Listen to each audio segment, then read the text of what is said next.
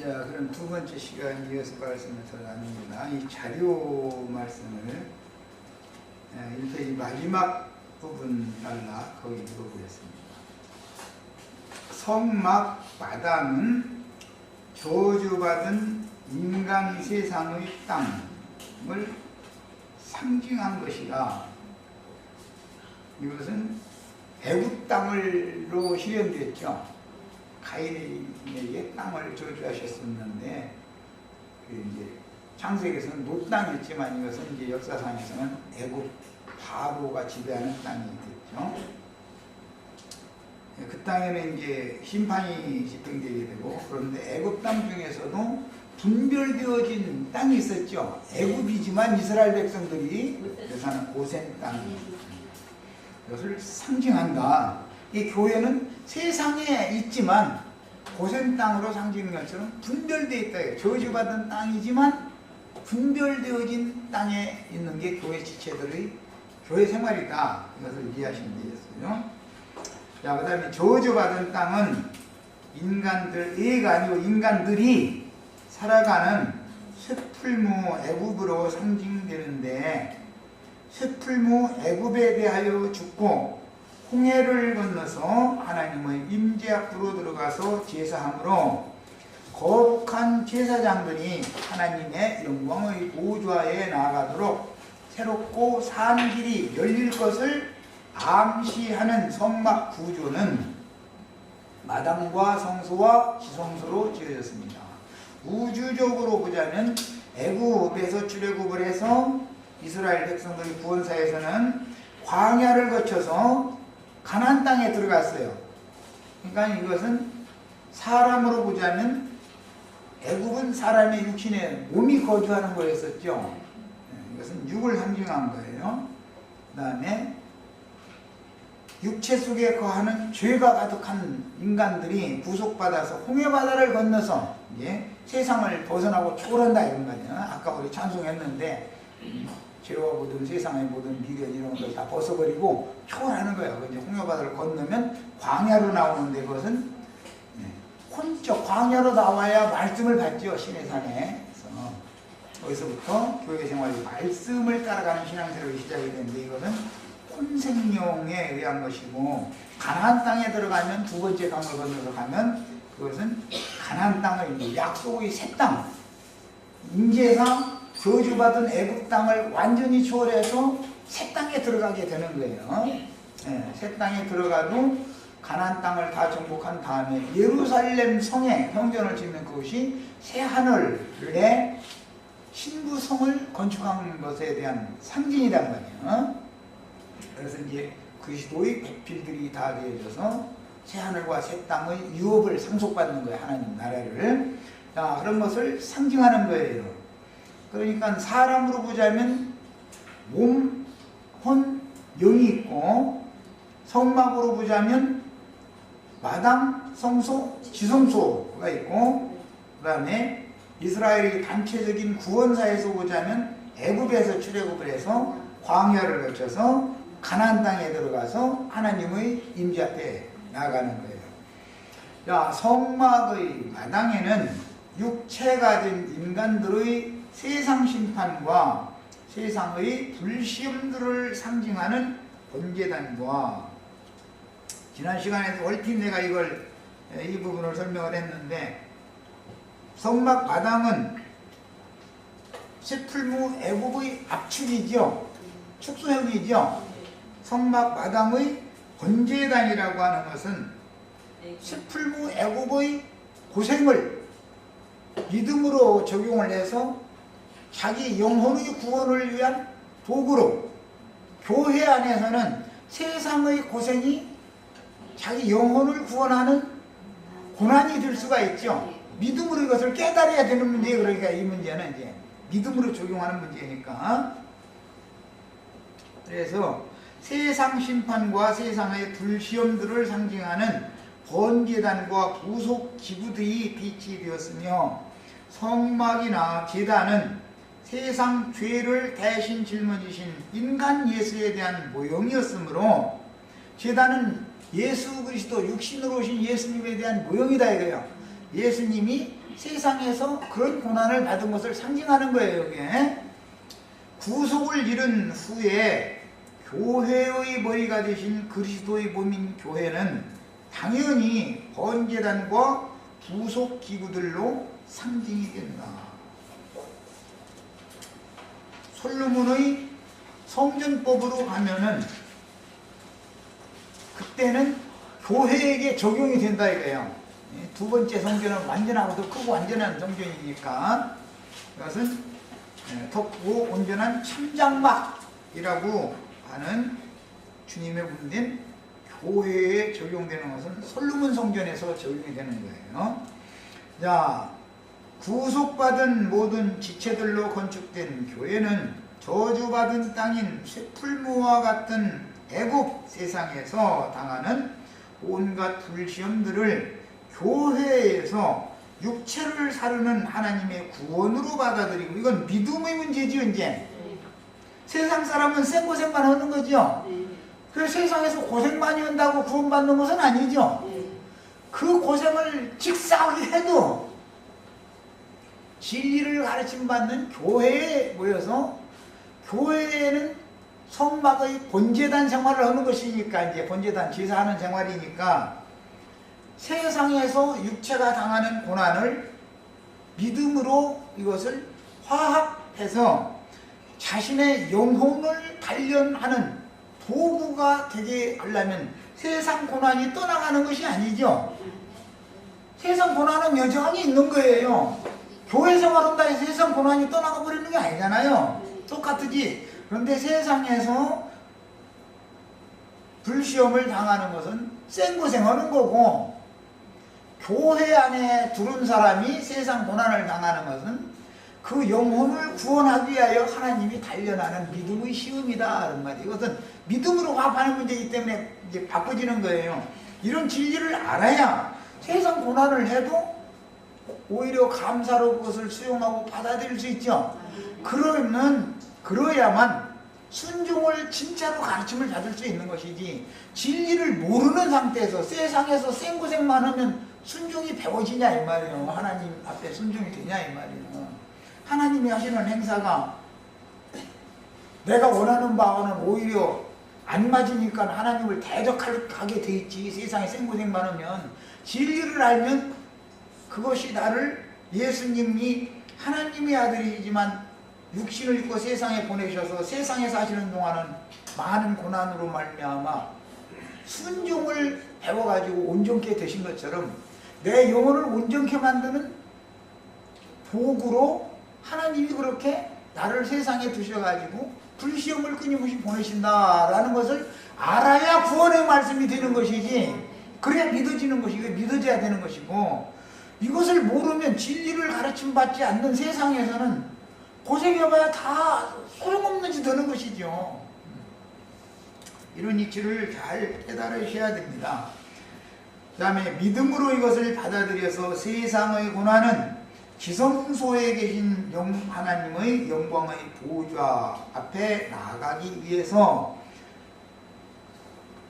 구속받은 성도들이 첫 번째로 만나는 구원 도구가 성막 마당에서 첫 번째 성막 기구는 번제단이다 이거예요. 번제단. 이것을 깨달아서 세상의 혹독한 불시험도 감사함으로 수용하여 순종을 배워서 광야 같은 세상의 성막 마당을 지나는 교회 생활이 영광으로 나아가는 생명길이 되어져야 된다. 이걸 믿음으로 화합해야 된다. 이렇게 표현을 했어요. 믿음으로 자기 자신에게 적용한다 그런 말이야.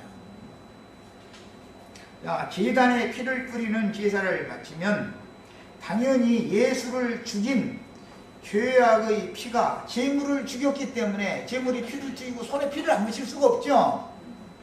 그러면 손에 피를 묻혀가지고 그것은 죄를 대표하는 건데, 죄악된 생명을 대표하는 건데, 너희 피가 주홍같이 붉을지라도 내가 너희 손을 깨끗이 씻어준다. 예, 너희를 깨끗게 해주겠다. 이제 그랬어요. 그게 무슨 뜻이냐? 죄악 중에 가장 큰 죄악은 예수 죽인 죄지요. 나의 구원자를 내가 죽이는 거예요. 그런데 이방인들은 진리를 모를 때는 내가 예수를 죽인 죄인이라는 것 자체를 모른다 이거예요. 예수님이 왜 죽어야 됐죠? 내 죄 때문에 대신 죽임당한 것이죠. 이 자체를 몰라, 진리 자체를. 그러면 피를 아무리 묻히고 나서도 손에 피가 가득한데 피를 씻을 수 있어요, 없어요? 이것이 깨달아져서 마음에 믿어져야 씻겨진다는 말이야. 이것은 진리와 생명의 성령과 신부가 하는 말씀을 통해서나 죄를 씻는다 이거예요. 예수 죽인 피 묻은 손을 씻어야 된다 이거예요. 피 묻힌 것을. 이게 살인죄를 벗겨나는 것은 씻어주는 것은 대표 모든 죄악 중에서 살인죄가 가장 큰 죄지요. 그럼 이제 살인과 간음죄가 하나님이 보실 때 많은 죄악들이 있지만 이 두 가지 죄가 가장 큰 죄잖아, 대표적인. 그래서 다윗이 살인죄와 간음죄를 저지른 것을 그 다윗을 구속해서 하나님의 왕국의 왕을 삼는 얘기를 하는 거잖아요. 죄악이라는 건 세상에 수도 없이 많은 거예요. 그런데 그 중에 가장 큰 죄악은, 대표적인 죄악은 살인과 간음이란 말이에요.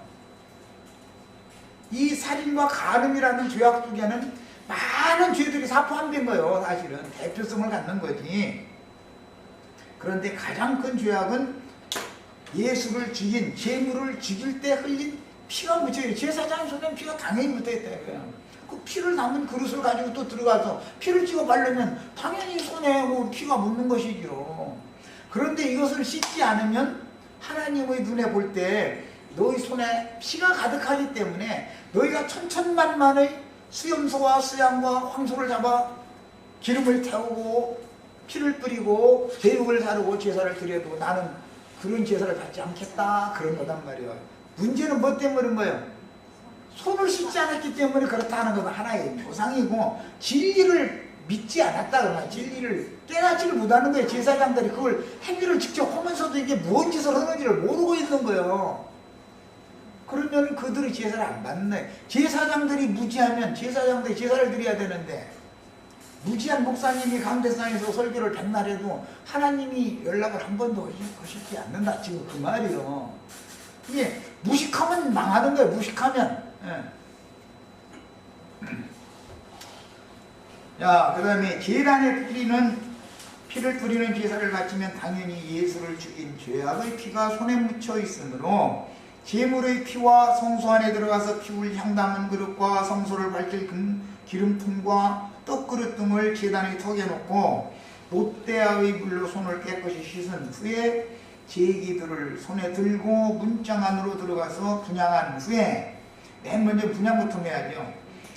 제사 지낼 때 보면 향부터 이렇게 올려놓고 그 다음에 뭐 제사하기 시작하잖아요. 우리 옛날 그 제사하는 거 보셨어요? 응. 대통령도 국립묘지에 가면 제사 절하기 전에 분향부터 먼저 하고 그 다음에 절을 하잖아요. 언제나 분향이 첫 번째예요. 제사에서는 기도를 먼저 하고 그 다음에 제사 행위를 해야 된다, 그 말이에요. 그 다음에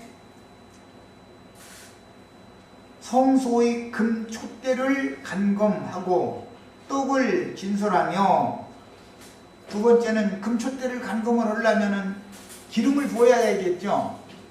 기름 그 주입하는 관에다가, 그 다음에 금 촛대의 그 등잔을, 바늘이 있어. 그 불똥을 조사내야 돼. 그런데 그거 잘못했다가는 심지가 저기 쑥 들어가 버렸다가는 이제 완전히 한 생명 죽여놓는 거예요. 그게 실족시킨다 그래. 저기 내가 저기 혹시 우리 자매님들 형제님들 불똥 안에는 바늘로 이렇게 막 조사될 때는 가만히 있어야지. 아프다고 난리치면은 잘못하고 훅 질러가지고 밑으로 질러가지고서 그 생명 죽여버리면 안 돼. 가만히 있으면은 자식 목욕시켜봐서 아실 거예요. 아이들 어릴 때 애가 가만히 있으면은 코로 입으로 물 안 넣어, 엄마는 절대로. 그런데 애가 막 움직이니까 어떻게 하다 보니까 물을 먹인 거예요. 근데 막 이제 가만히 있어야 돼. 순종해야 돼. 혹시라도 완형제가 밤상하는 말 하면은 아멘 하고 이러고 있으셔야 돼. 그것도 순종을 배우셔야 돼.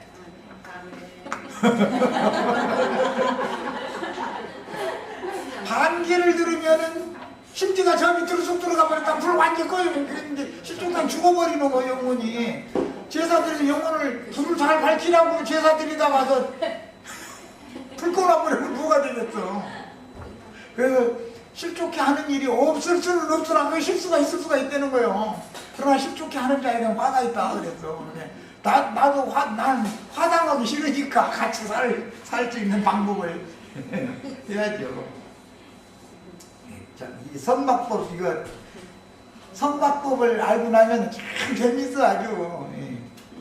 그 다음에 세상의 혹독한 불시험을처럼 이제 감사함으로 수용을 하고, 그 다음에 핏그릇이나 또는 다른 그 재물, 그 다음에 그 관유 담은 그릇, 핏그릇, 그 다음에 떡그릇, 그 향 담은 그릇, 이런 것들을 다 가지고 들어가야 되잖아요. 성소에 들어가 제사를 하려면. 그것을 들어가기 위해서는 그 물두멍 턱이 있어. 거기다가 그릇들을 쭉 포개서 이렇게 들고 들어가야 되니까 포개는 채로 그릇을 딱 놓고 나서 그 다음에 손을 씻는 거예요. 왜냐하면 손에 피가 묻어 있으니까 깨끗이 씻고 나서 그릇을 다시 들고 들어가서 그 순서대로 맨 분량을 맨 먼저 해야 되니까 향 담은 그릇이 맨 위에 있겠죠. 떡 진솔을 맨 나중에 하는 거니까 떡 그릇이 맨 아래에 있을 거고, 이런 식으로 이렇게 그릇 준비들을 포개서 들고서 들어가는 거예요. 이제 가서 순서대로 놓고 이제 제사를 하는 거예요. 그렇게 하는 거예요. 자, 그 다음에 그래서 제물의 피와 성소 안에 들어가서 피울 향 담은 그릇과 성소를 밝힌 기름통과 떡그릇 등을 제단 턱에 놓고 놋대야의 물로 손을 깨끗이 씻은 후에 제기들을 손에 들고 문장으로 들어가서 분향한 후에 성소의 금촛대를 감금하고 떡을 진설하며 둘째 기장에 피를 7번 뿌린 후에 묵은 떡을 물려서 나와야 했으므로 당연히 나오면서 다시 물두멍의 성수로 피 묻은 손을 또 씻어야 했습니다. 그러니까 제사장은 들어갈 때도 씻어야 되고 나올 때도 씻어야 되고, 왜? 피를 묻힐 수밖에 없으니까 제사장은 피를 자꾸 뿌려야 되니까. 그것이 이제 성전, 솔로몬 시대에 가서는 성전법이 됐죠. 성막법이 성전법이 돼요. 그걸 아까는 그래서 내가 성막법을 읽은 게 아니라 일부러 성전법을 읽은 거예요. 야, 성전법에서는 물 두멍만 있는 것이 아니고 놋바다라고 하는 물두멍이 놋바다가 됐죠. 그리고 물두멍이 10개가 양쪽에 5개씩 해서 두멍이 별도로 있었어요. 그 놋바다에서는 제사장이 그 채워진 물을 떠가지고 제사를 하기 위해서는 목욕을 깨끗이 해야 되는 거야. 전신을 딱 벗고 완전히 목욕을 하는 거예요. 모압이나 애굽을 목욕통이다 이렇게 선지자들의 예언서에 보면 애굽 모압을 목욕통이라고 그려놨잖아요. 그러니까 이건 이 세상 인간 나라나 기독교라는 것은 사람들을, 제사장들을 목욕시키는 그게 목욕통이에요. 그게 솔로몬 성전에서는 놋바다단 말이에요. 그 물을 떠가지고 물 떠가지고 온몸을 머리끝에서 이 발끝까지 완전히 목욕을 해야 되는 거야. 그리고 제사장의 옷을 새로 갈아입고 나서 제사 행위를 하는 거예요. 늘 근데 먼저 목욕부터 하는 거예요. 언제나 목욕을 한 사람이 제물을 가지고 들어가면서 손을 또 씻어야죠. 들어갈 때 씻고 나올 때 씻고. 맨 먼저는 복음이라는 건 목욕시키는 것부터 하는 것이죠. 그 다음에는 수족을 이제 씻는 이야기를, 이제 손을 씻는 이야기는 그 다음 이야기예요. 성소 앞에 비치된 물두멍은 놋대야로 제작했다가 후에는 놋바다로 제작이 되어졌고 12마리의 황소가 사방으로 향하여 떠받치게 하였으며 놋바다 좌우측에는 5개씩의 놋대야를 설치하여, 이것은 핏그릇을 씻어야 된다 이거예요. 그래서 5개씩의 그 물두멍이 별도로 있어가지고 거기서는 하여튼 피 묻은 그릇, 그 번제단에서 사용되는 제단의 기구들이라는 것은 늘 씻어야 되는 거예요. 항상. 예. 그래서 이제 그것을 씻게 했어요. 핏그릇을처럼 씻는다. 제사장이 목욕하고 제사장의 손을 씻는 것이나 핏그릇을 씻는 것은 우리 영혼을 씻는 것을 상징한다. 제사장의 몸을 씻는 것은 우리 몸도 거룩하게 분별돼야지요. 양심부터 시작해서 그 마음도 늘 항상 정결하게 씻어져야 되기 때문에 주님 앞에 들어갈 때도 나올 때도 뭐 재물을 손에 대기만 하면은 늘 씻어야 되는 거예요. 이것이 성막법이요 성전법이었다. 그것은 신약에는 성전법은 교회법이 되는 것이죠. 주님의 몸된 교회 생활은 이렇게 해라 라는 그 법이 있다고 말이에요. 이게 우리 마음대로 교회 생활을 하는 게 아니죠. 정해진 대로 해야 되는 것이죠. 교회 생활을. 그 다음에 성소 앞에 비치된 물두멍은 놋대야로 제작했다가 후에는 놋바다로 제작되었고 12마리 황소가 사방으로 향하여 떠받치게 하였으며 놋바다 좌우측에는 5개씩의 놋대야를 설치하여 제사장들이 성소에 드나들 때는 항상 우편의 물두멍에서 손을 씻는 거예요. 언제나 우편 것을 사용을 해요. 그럼 들어갈 때는 우편에 있는 물두멍을 사용할 것이고 나올 때도 우편이면은 이쪽에 들어가는 쪽에서 보면 좌편이죠. 야, 나올 때는 백성들을 향하여 하나님의 말씀을 이렇게 들었다. 성수에서 이제 신약으로는 피부림 받은 양심의 소리를 듣는 것을 계시를 백성들에게 가르쳐 줘야 되잖아요. 그럴 때는 나올 때도 깨끗한 손으로 나와서 백성들을 만나야 된다 이거예요. 들어갈 때 하나님을 만날 때도 그래야 되는 것이고 이런 것을 상징하는 거였다. 그 다음에 성소의 분장 바로 앞에 비치한 놋바다는 홍해바다로 상징된 바와 같이 심판하신 애굽을 떠나서 불붙은 유리바다를 건너야 한다는 것을 예시한다. 목욕을 했다라는 것은 세상에 대하여 온몸을 씻었다. 그 말은 나는 세상에 대하여 죽었다. 신약 용어로는 그런 뜻이에요. 야, 그런데 이것은 내가 육신이 몸이 사실 죽은 건 아니죠. 말씀을 깨닫고 믿은 것이지, 믿음으로 적용을 한 것이지. 자, 이것은 홍해바다를 건넌 것으로 상징이 됐다. 그런데 계시록에서는 그 홍해바다라고 하지 않고 불붙은 유리바다다 이렇게 표현했죠. 모세의 노래를 부를 때 보면 그 홍해바다에 바로의 특별병과 600성과 바로의 군대들이 다 몰살당해서 수장당했죠. 그것은 뭘 말하는 거예요? 이 세상 더러운 악귀들, 군대 귀신들이 하나님의 말씀에 의해서 싹 심판받아버리고 나는 세상에서 초월 벗어나게 해가지고 하나님의 나라를 향해서 가는 새 사람을 되게 만들어놨다라는 말이에요. 그것을 보고 찬양을 하는 거예요. 하나님의 구원이 이렇게 크고 엄청나다. 이것을 이제 찬양하는 거예요. 자, 교회 생활을 통해서 이제 저주받은 세상의 물결 속에 장사된 바로와 그의 특별병거 600성과 바로의 군대 귀신들을 수장하고 벗어나야 할 것을 보여주는데 이 세상의 모세의 인도를 따라 나온 건 예수 그리스도의 인도를 따라서 바로의 왕국을 초월하고 벗어난다. 이 세상 나라를 벗어난다를 상징한다는 말이에요.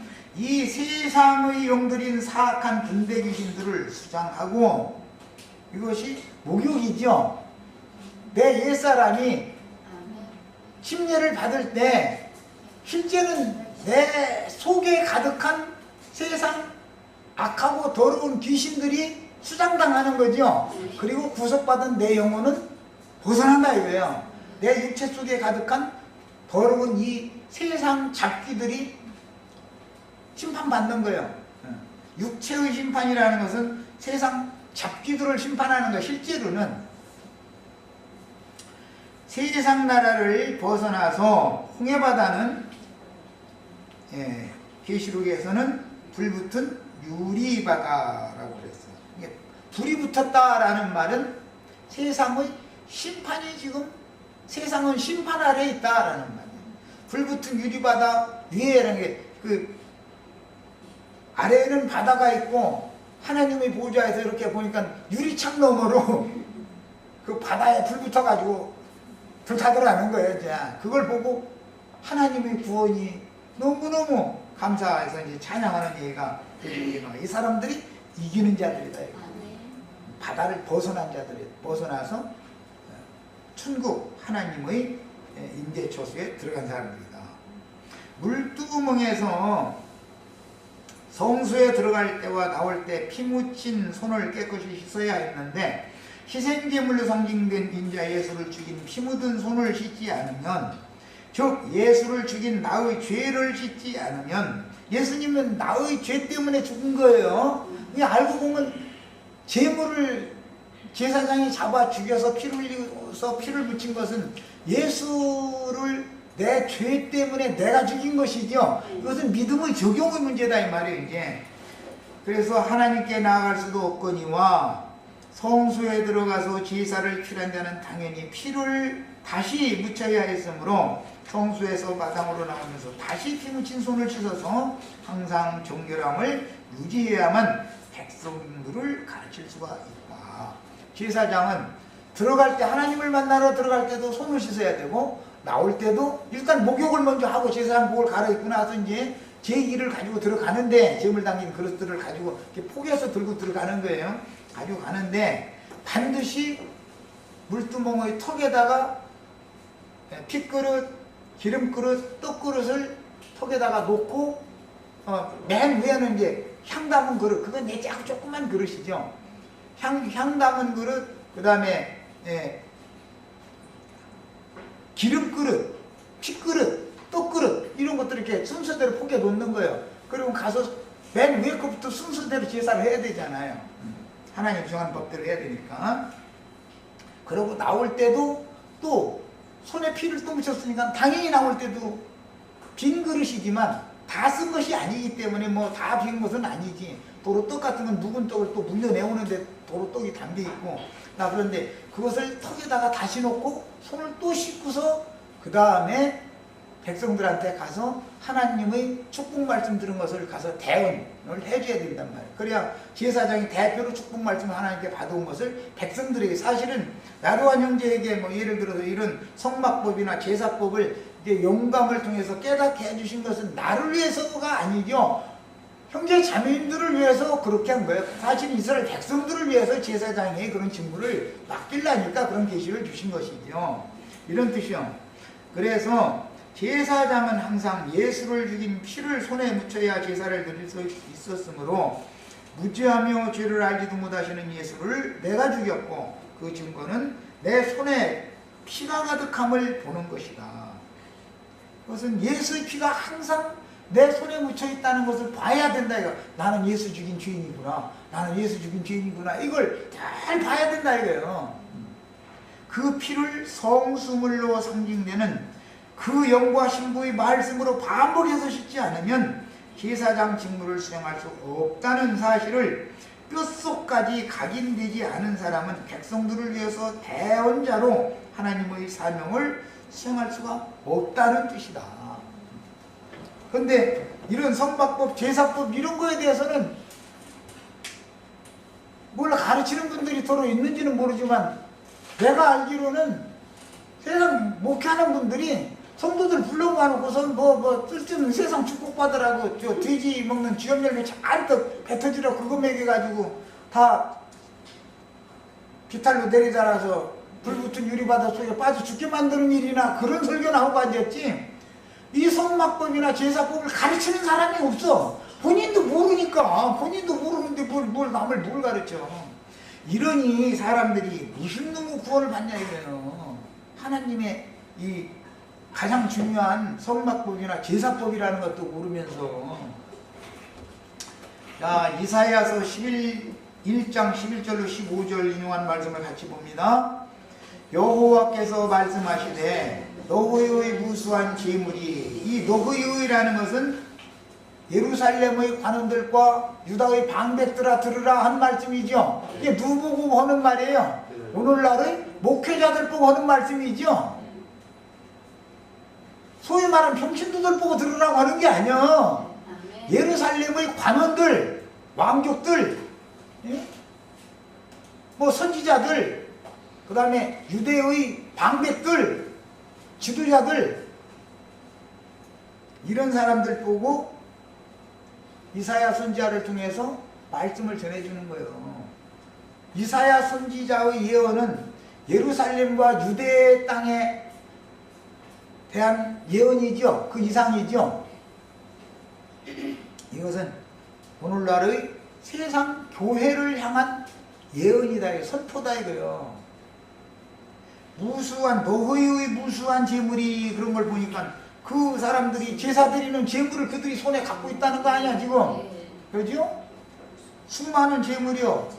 소위 말하는 평신도들은 다 재물, 그 사람들이 손아귀에 있는 재물들이죠. 내게 무엇이 유익하뇨? 말라기 선지자 같으면 뭐라고 말하면 맨 병든 거, 눈먼 거, 소경이라고도 아니라 주먹거리, 병신들, 저는 것들, 이런 것들만 왜 날마다 그것들만 갖다 바치느냐 그러는데, 아니 율법 제사장들이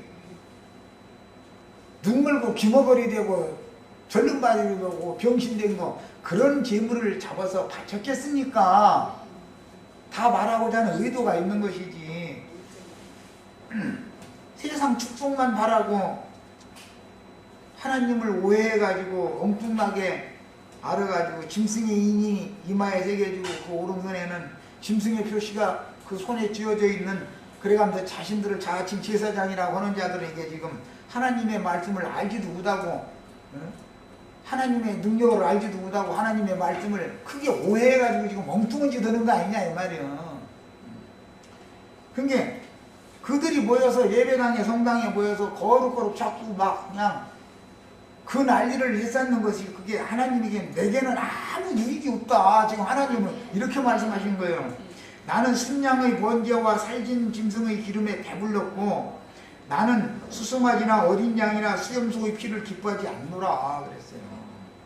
그러면 아니 그렇게 제사를 하라고 해놓고 나서 애써서 하라는데 제사를 했더니 난 그거 기뻐하지 않아. 그러면 하라는 거 하지 말라는 거예요. 이런 거고 해 말은 어떻게 해.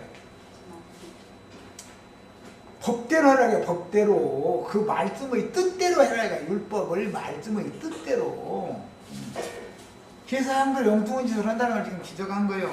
너희가 내 앞에 보이러 오니 하나님 앞에 뭐 빈손으로 들고 빈손으로 나가지 말라고 하면서 헌금이라고 꼬라고 하는 게, 이게 지금 예수님이 헌금이요?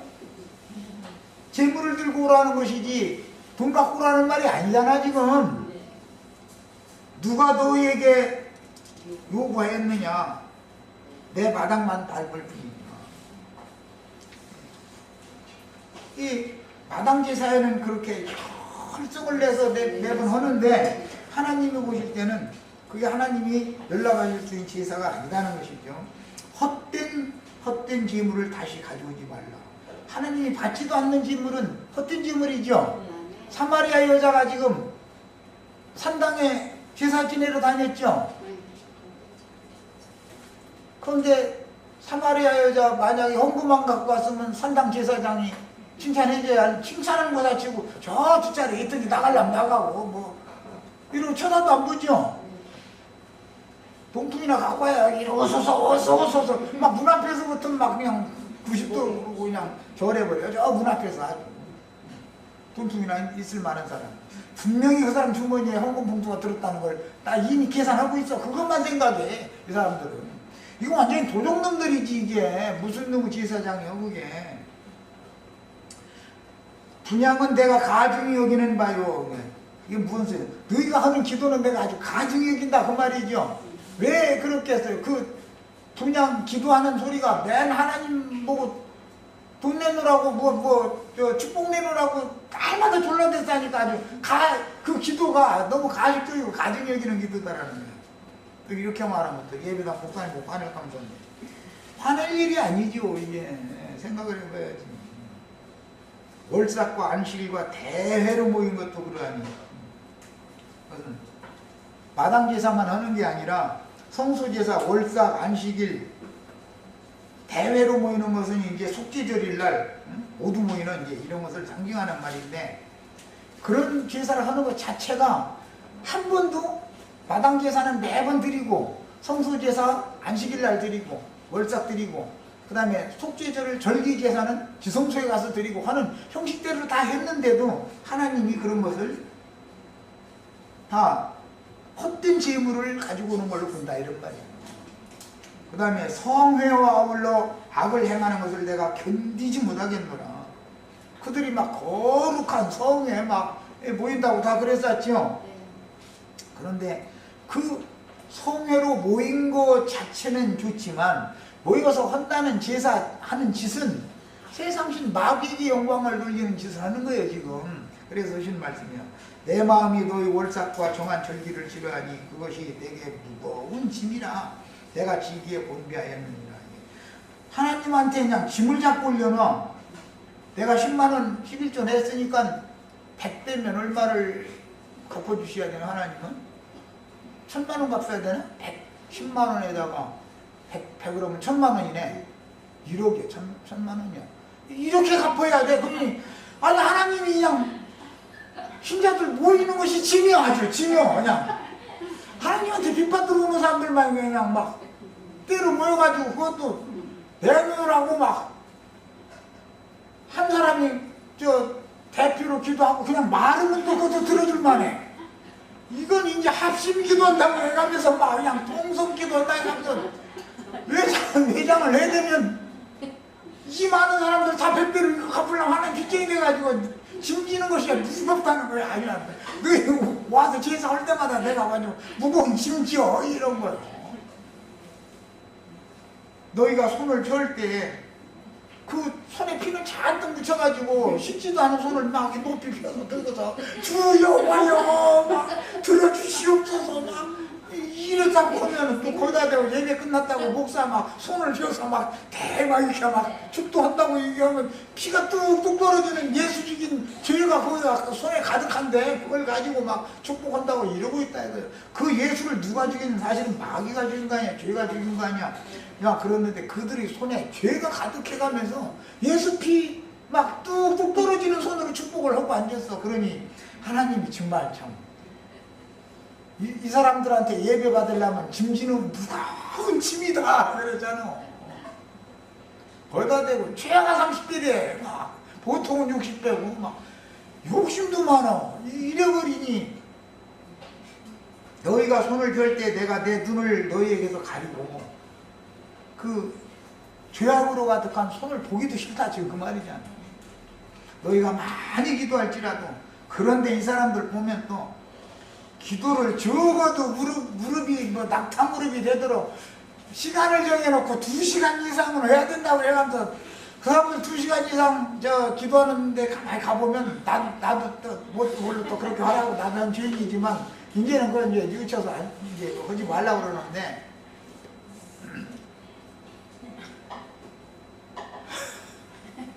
저 청와대 앉아 계신 대통령으로부터 시작해서 장관들, 국회의원들, 시작해서 모든 공무원들, 그 다음에 이제 국민들 순서로 이제 복을 주셔가지고 지혜를 주시고 복을 주셔서 이 나라 잘 되게 해가지고 산업의 역군들에게도 복을 주셔가지고 수출이 잘 되게 해주시고 막 국가를 지키는 국경선에 있는 군인들 축복을 해줘가지고 북한도 쳐들어오지 못하게 막 뜬 눈으로 지키게 해주시옵시고 막 이렇게 이제 한 바퀴 돌다가는 세계 평화로 가는 거야 이제. 막 지금 저 어느 나라에 지금 뭐 전쟁이 벌어졌다는데 속히 평화가 오게 하여 주시옵시고 그냥 막 여기다 보면 한 10분 가고 해. 그걸 다 하면 한 10분 가더라고 나도 해보니까. 그 다음에는 이제 할 말이 있어야지. 그러다 보면 이제 옆에 사람이 그래서 들어보니까 우리 아들 합격하게 해주십시오. 딸이 이번에 대학 가십시오. 합격하게 해주십시오. 뭐 우리 아들 공무원 시험 내일모레 봐야 되는데 막 이러면 가만있어. 나 내 아들 딸 위해서 기도 안 했는데 싶어서 또 그냥 양심에 갇혀지 와 그러면 주님께서 준비해 주신 줄 믿습니다. 받은 줄로 믿습니다. 또 이러고 물어보라고 하면 한 5분 가. 그 다음에는 할 말이 있어야지. 그럼 뭐라고 그냥 방언을 하고 샬라샬라 하다가 그거 지치면 주여 주여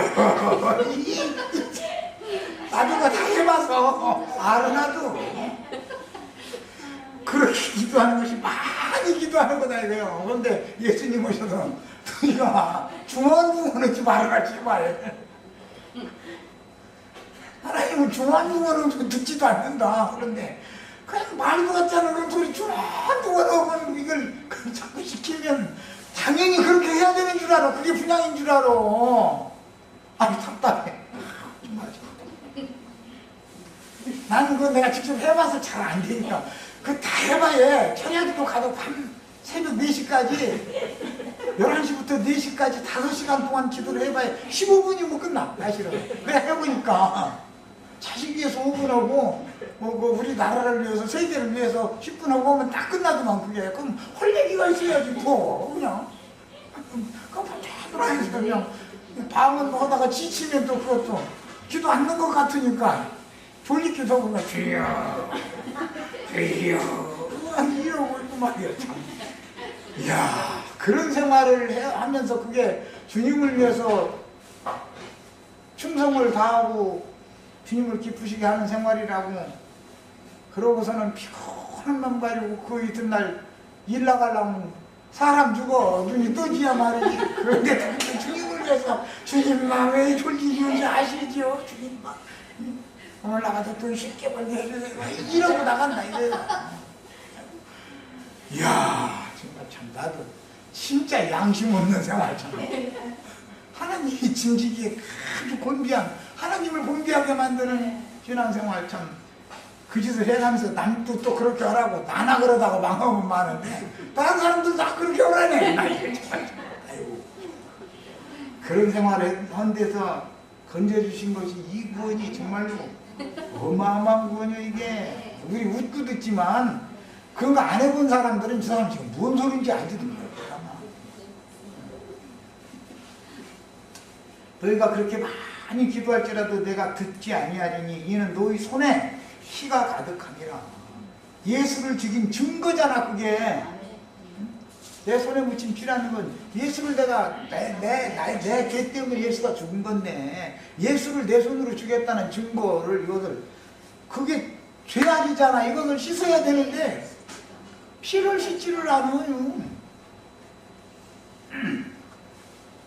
뭐 알아야 씻지. 이거 저런 거네 뭐 알아야. 그 영과 신부하는 말씀으로 목욕하고 그 말씀으로 매번 씻고 이것을 신앙생활을 이렇게 해야 하는 것이 교회 법인데 성전 법인데 이 법을 몰라.